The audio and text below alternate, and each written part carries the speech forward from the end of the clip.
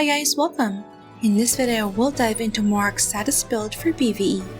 Morroc specializes in dealing multiple ticks of dark element magic damage to monsters, with his damage output further enhanced by stacking abnormal statuses. This makes him exceptionally powerful against MVPs that can be afflicted with these statuses and converted to holy element, such as those in White Star Airship.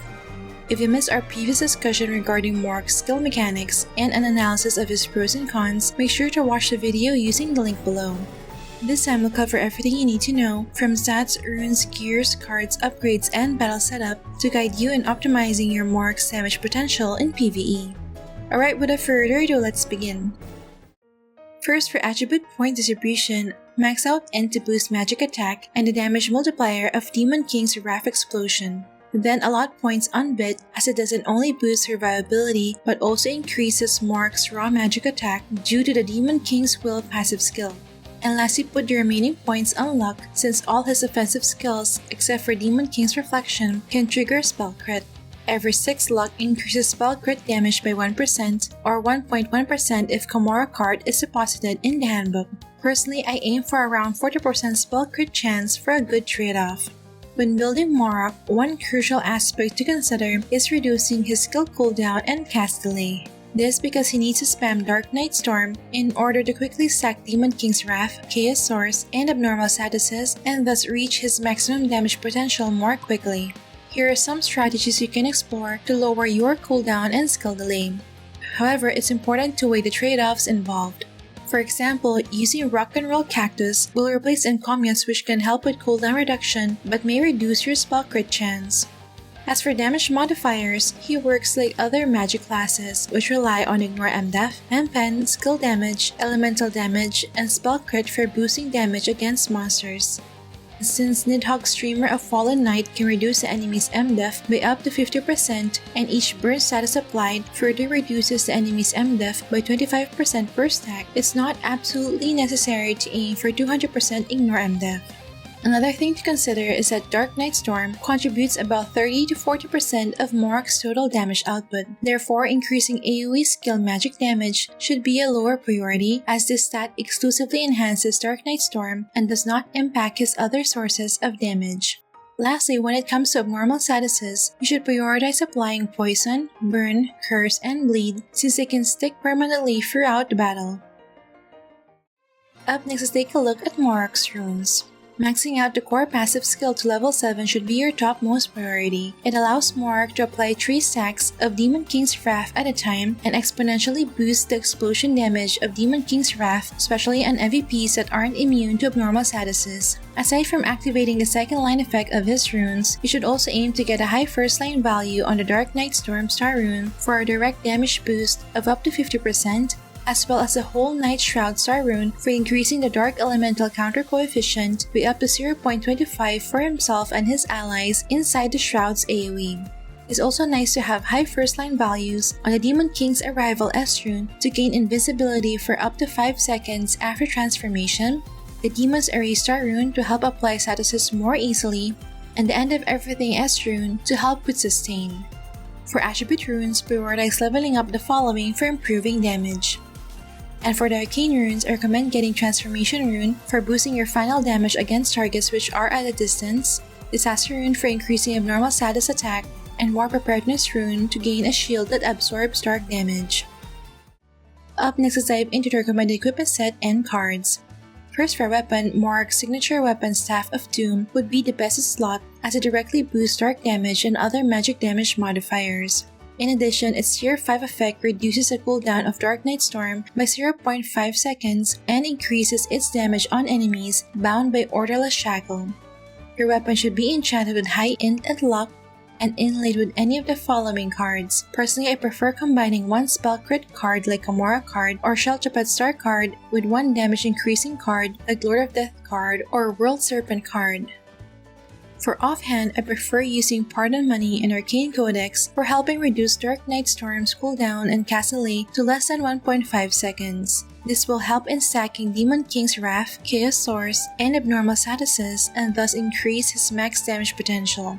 Your offhand should be enchanted with Insight 4 and inlaid with any of the following cards: or Spirit Star card would be the best in slot if your team can inflict multiple types of abnormal statuses. For armor, the top two options for main equipment are Wisdom Sacrificial Garb or Horror Bones Battle Gear for increasing magic damage. As for Phantom Armor, the only option is the Star Shatter's Gown for additional magic damage modifiers. Your armor should be enchanted with Int and Luck and inlaid with Chimera Star card for increasing damage to poison targets. For Garment, the universal choice for magic skill damage dealers is Classic Robe with 12% skill damage as main equipment and Divine Feather Clothes as phantom equipment. Your garment should be enchanted with Arcane 4 and inlaid with any of the following cards. My preferred card is Otherworld Demon King card as it boosts both his offensive and defensive capability. For footgear, the options for main equipment are Orderly Ankle Boots with 6% M-Pen or Glorious War Boots with 6% magic damage. While for phantom equipment, you may either use the White Gem Boots or St. Mary's Cloth Shoes. Your footgear should be enchanted with Arcane 4 and inlaid with any of the following cards. My preferred card is Edgastar card since Mark flinches a lot when facing multiple mobs, which heavily disrupts his mobility and skill casting. For accessories, I suggest wearing Guide's Brooch as the main equipment to reach the required Ignore MDef and M-Pen, and Exorcising Talisman as phantom equipment to boost spell crit chance. But you can still use other magic accessories if you already reach your target Ignore MDef, M-Pen, and spell crit chance. All accessories should be enchanted with Anti-Mage 4 and inlaid with any combination of the following cards. For headwear, these are my top picks for each slot. Just choose depending on availability and the stat you're lacking. As for headwear enchantment, aim for Arcane 4th Enchant on your tail item and Insight 4th Enchant on your face and back items.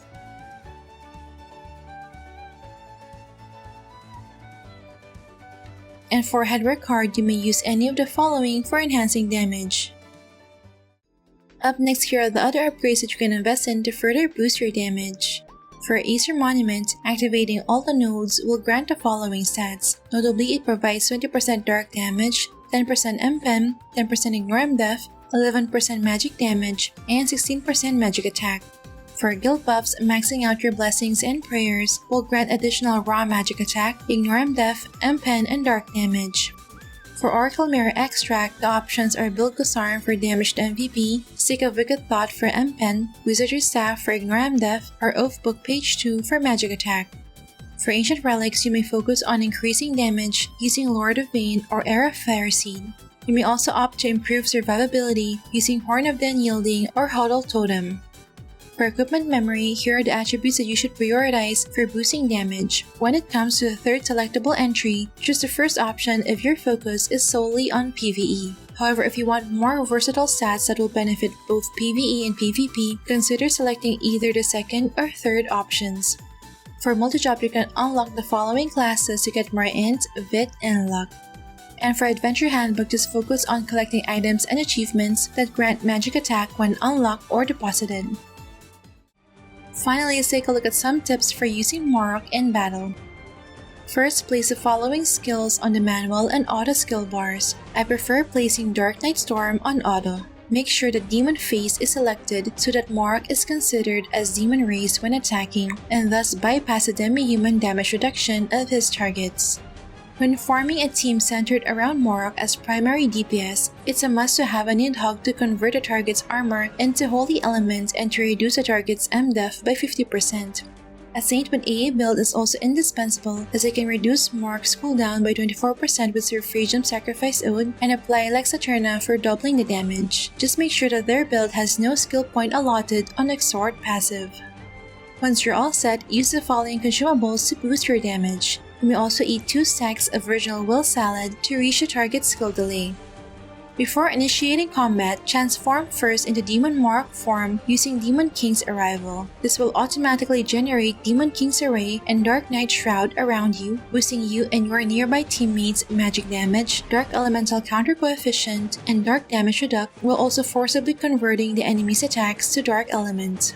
After that, you can start engaging the boss and turn on auto battle to cast Dark Knight Storm. The ability to cast Dark Knight Storm more frequently allows you to stack Demon King's Wrath, Chaos Source, and Abnormal Statuses to reach your maximum damage potential more quickly. You may also opt to cast Orderless Shackle and Demon King's Reflection to stack additional statuses and Demon King's Wrath. When 30 Chaos Source stacks have been accumulated, you may start casting End of Everything for additional damage. Once the transformation ends and you're back in human form, don't forget to cast Demon King's Array and Dark Knight Shroud manually. With this skill rotation, you'll be able to melt the HP bar of monsters very quickly. And there you have it, my Morroc Status Build Guide for PvE. Using this build will significantly improve your party's performance in White Star Airship and other scenarios where the MVPs can be inflicted with abnormal statuses. How about you guys, will you be building Morroc as main DPS in the future? Share your thoughts in the comment section below. Alright, that's it for this video guys. Don't forget to like if you enjoyed watching this guide. If you're new here, I would love you to consider subscribing by hitting the subscribe button down below. I would love to have you back. Thank you for watching and see you in our next episode.